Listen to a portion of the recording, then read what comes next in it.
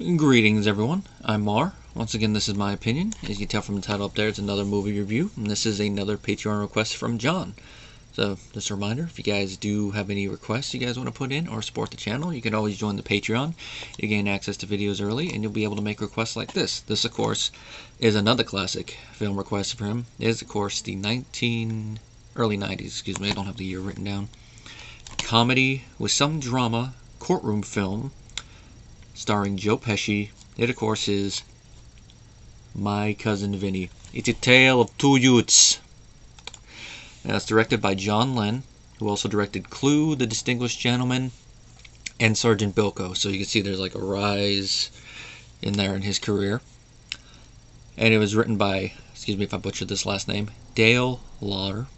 In addition to Pesci, it also stars Marissa Tomei, who won the Oscar for Best Supporting Actress for this film, Ralph Macchio, Fred Gwynne, which this was his final film role. Little moment of silence.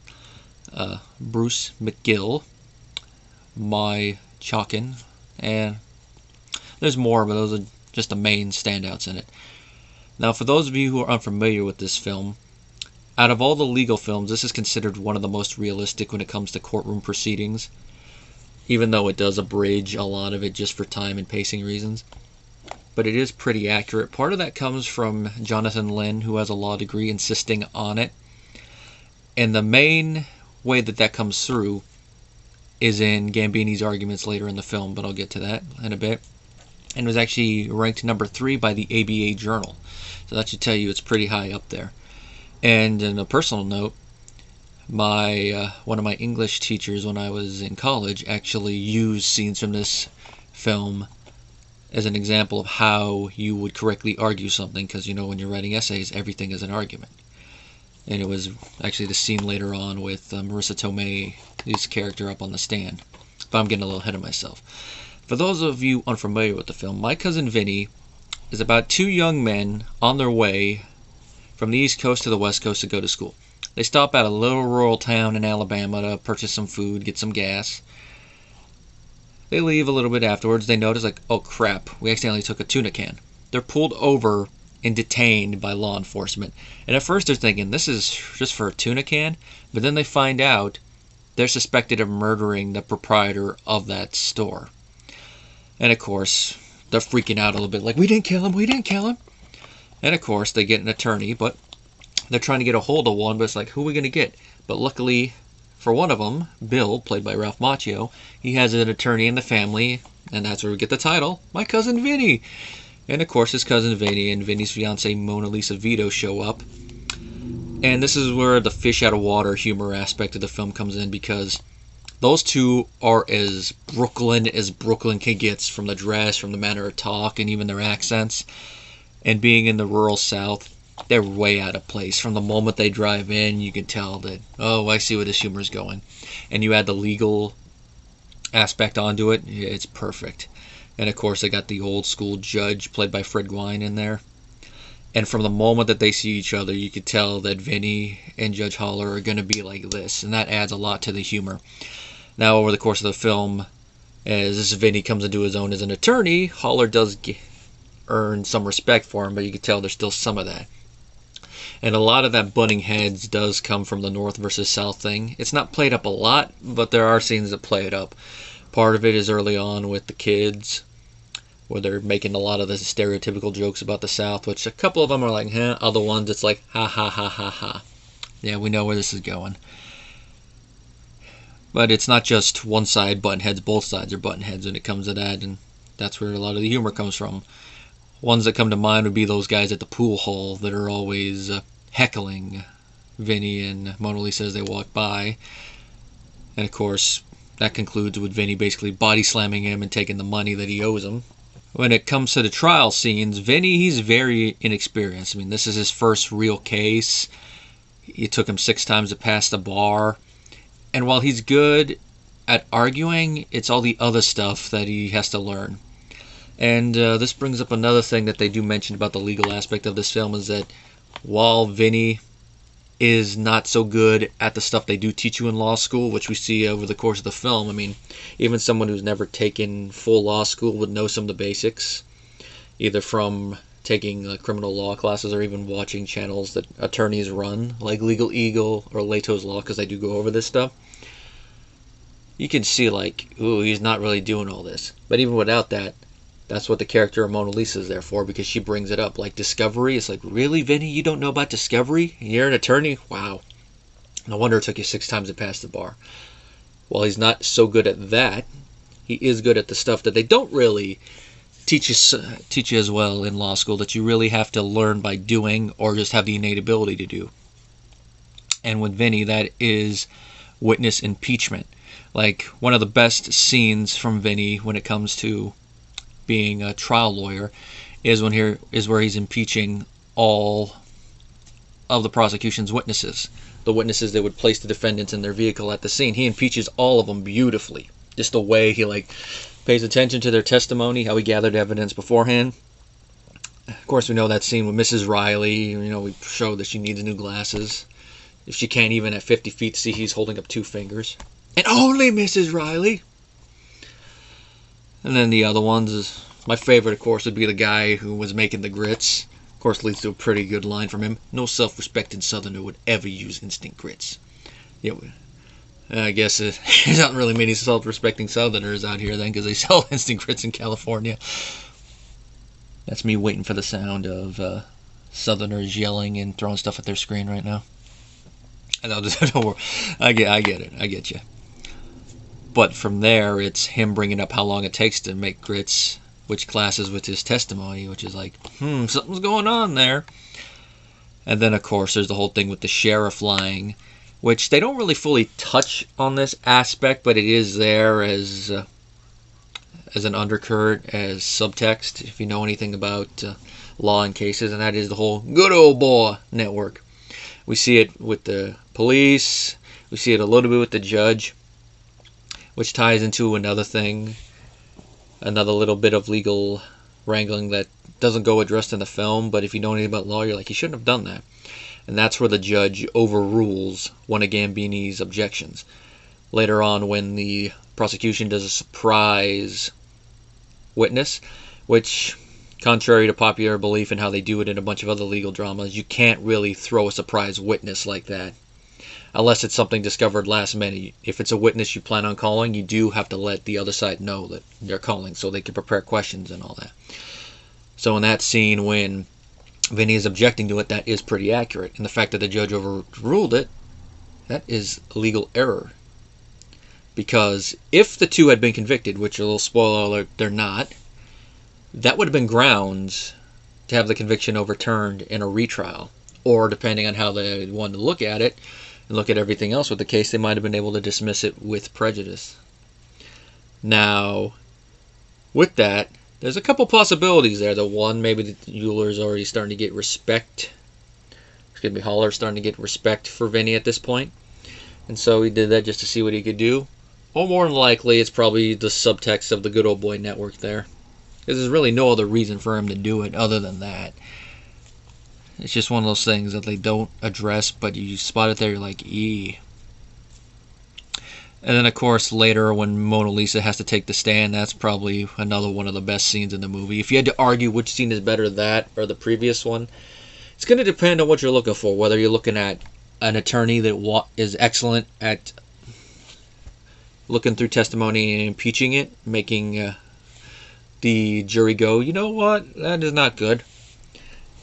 Or you want a witness that can really push through and actually help disprove a case, then that's what you got Mona Lisa's one. It's also a good example of whether you're writing, whether you're an attorney, if you have a witness that can really sell the point they're making, it helps your case. Now, the witness that she's there to undermine also makes a good case of it, but he also doesn't bring up a lot of stuff like she does. She lays the ground perfectly. There's no room to try to argue stuff. And the thing I love about this scene is Fred Gwynne, as he's listening to the testimony, he's like this, like even he can't believe it. With how long he's probably been a judge in movie, he's probably like, wow. And he's probably also thinking like, how the hell is this beauty dating Vinny? Of course, Fred gets one of his best lines here after Vinny says that Mona Lisa's his fiancée, and he's like, That explains the hostility. Gotta love a good little relationship joke when it's well placed. Now, with that, this is according to IMDb. While discouraged, technically, Vinny could have taken the stand himself there to testify as an expert in general unbounded knowledge, especially if at the beginning of the trial it wasn't expected to be there. It just would have been weird, because then you'd have to either get a secondary attorney to ask questions or just testify himself. So it's one of those things that like they don't really address, but they have another way to work around it. Now, Lin, he does a pretty good job directing. Like I mentioned earlier, since he did have a law degree, most of the legal proceedings there are pretty accurate. I mean, there's that thing I mentioned already, but already getting into that. How everything, the pacing of everything is abridged, because the discovery thing would have taken a while, then get to the actual trial, unless you go with the whole thing gets the South, so everything's sped up. I mean, they do touch on the death penalty of the South pretty well. A little dark humor there, and they throw in a Dutch angle lens. He frames the shots pretty well. Moves the camera when necessary, so he's pretty good there. Combined with Dale's script, pretty good.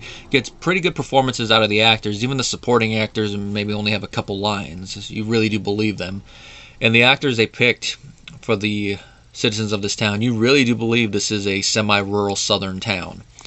And a lot of that, a lot of the background stuff there does add to some of the humor when it comes to Vinny clashing with it.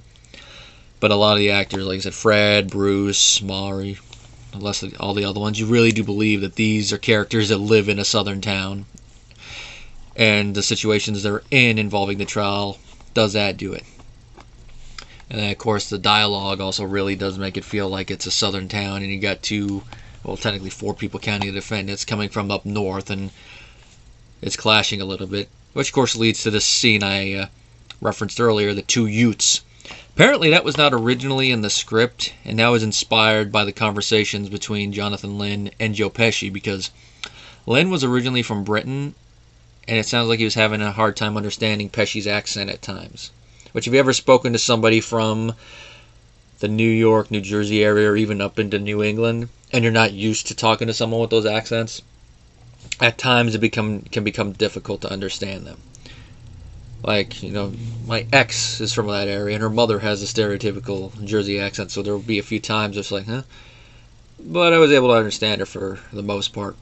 Now, Lynn, coming from outside the country, you can imagine he has a little bit more of a harder time, especially when he's saying something quickly that someone over here might be able to understand, but over there, like, what?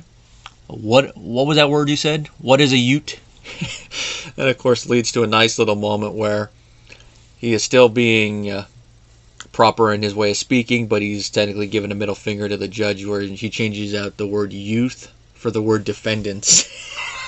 Stuff like that is why I say that they butt heads pretty well, which is pretty good for screen purposes. And in real life, Pesci and Gwynne were friends until Gwynne passed away in real life, so you see a little bit of that chemistry from their friendship carry over there, but instead of being friendly, it's adversarial there. But it does help the film work. And of course, Marissa Tomei, she really did deserve that Oscar.